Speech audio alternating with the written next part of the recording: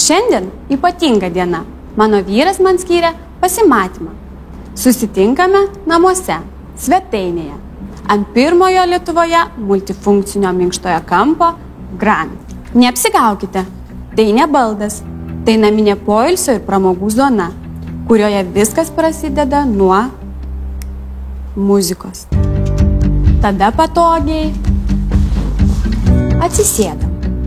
Sunku nupasakoti tą jausmą, kai tvirtas itališkas mechanizmas paklūsta tavo pirštų, o kūną įsiurbia atlošai, kurių medžiagos tankis siekia 50 kg kubiniame metre. Ypač svarbu teisingai pasirinkti vieną iš daugybės pagalvės padėčių kaklui ir galvai. Miego funkcija irgi yra.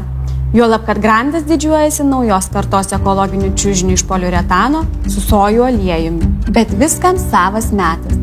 Geriau pažvelkite į Grando barą. Bluetooth ryšių valdoma audio panelė, USB jungtis planšetei, mobili ąžuolo lentyna tauriam kokteiliui ar puodeliui kavos ir, žinoma, daiktadėžė, kad pasimatymui prie Grando nieko netrūktų. Kaip pažiūrėsi, man gero poilsio akimirkos su savo vyru yra žymiai brangesnės. Juk pagalvojus vakarais grįžus namo, būtent čia ir įvyksta šeima. Todėl žiauriai gera, kai tomis akimirkomis tavo užnugarė ne kartoninė sofutė, o moderniausia poilsio zona, kokias niekur kitur nerasi. Aišku, viskas individualu. Kiekviena šeima komplektuoja savo Grandą.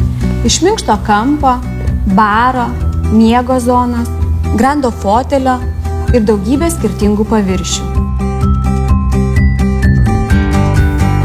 Modernios klasikos mėgėjams siūlau pažvelgti čia, kur oriai tinginiauja lietuviškų minkštų baldų karalius King.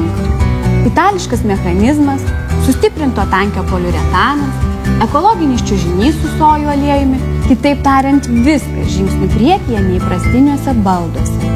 Juk kai kalbame apie premium kokybę, svarbi kiekviena detalė, kiekviena natūralaus uosio kojelė, kiekviena pamušalo linija ar atspalvis.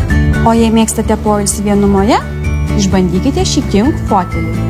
Mechanizmas prisitaikys prie kūno, ilgas atlošas pailsins kojas, o USB jungtis bei ilgamžė fotelio baterija leis ilsėtis visą vakarą, nepakylant nuo sosto.